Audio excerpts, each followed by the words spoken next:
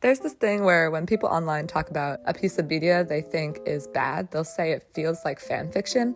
This is because most people view fan fiction as inherently lower quality than professionally produced media for a few reasons.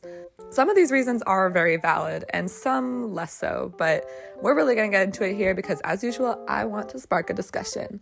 So, firstly, there's this trend in society where people hate on anything women like and deem it as low quality, whether it's music, movies, books, etc. I mean, even the Beatles were considered lowbrow music back when the fan base was mostly young girls.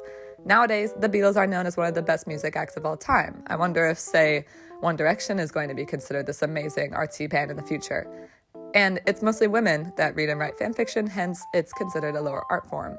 All that aside, another reason is that people don't talk publicly about good fanfiction as much as other media, partly because a lot of fic readers don't actually pay attention to the titles of the fics they read.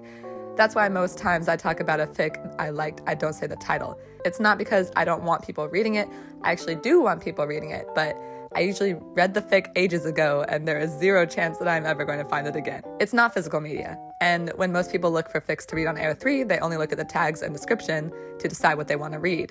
Then you read the fic and close the tab when you're finished, and it's totally lost to the ether.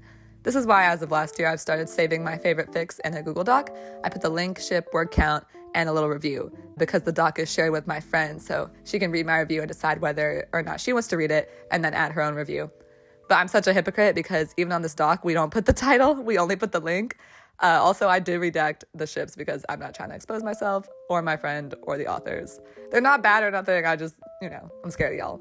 Because of this, it's harder to spread the word about a good fic. If you don't know the title, you can't tell people the title to look it up. The best way to do it is to send over the link. Either that, or you'll end up being like, so they fix cards and do illegal street racing, and then he gets in a crash and it's...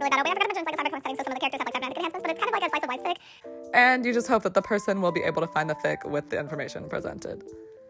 Also, people are embarrassed to share their favorite fics with the public. Like me, for example, as y'all just saw. Sure, if I read a good fic, I'll tell my friends about it, but if someone I don't know that well asks me what I've been reading these days, I'm just gonna go ahead and lie. I think this is true for a lot of fic readers because of how fanfiction is viewed in the culture. It's kind of a chicken before the egg situation. Do people not tell others about good fic because society thinks fanfiction is low quality? Or does society think fanfiction is low quality because people don't tell others about good fic they read?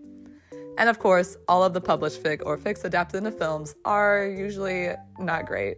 The After series, 50 Shades of Grey, I do not believe that these pieces of media represent fanfiction at all. I know some people like them, some more part of them, but come on. I'd also like to mention how much it irks me that every time a fic gets published or gets a movie adaptation, it's always a straight ship, especially since fanfiction was first popularized with queer fic in the 60s on Star Trek fanzines.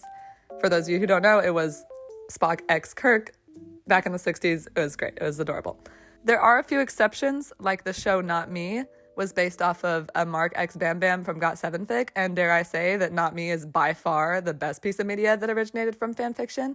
But that's the only confirmed case of an LGBT fic adaptation that I can think of, which really sucks because I have read some life-changing LGBT fic that would make incredible movies or published books. Is there bad fanfiction? Yes.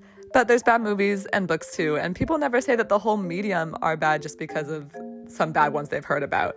The difference is that I do kind of feel like most fan fiction is low quality because anyone can publish fic. When you write a book, you have to send it to a publisher, and they only reach back out to you if it meets their standards of quality. For movies, only the best of the best screenplays even make it to production.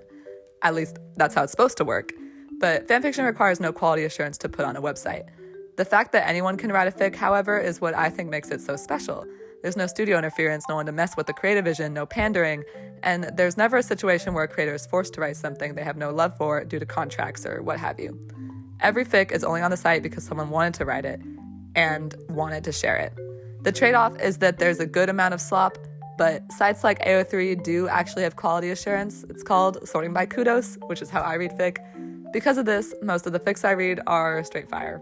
To conclude, I feel like people who say this is like fanfiction when referencing a bad piece of media like the recent MCU, Disney Star Wars, or cheesy rom-com movies are not actually the type of people who read fanfiction often. People who do read fanfiction think it's great. People who don't read it think it's awful, which is something that does kind of make sense in my brain. But what do you think? Comment your thoughts down below, add to the discussion, and don't forget to like and subscribe.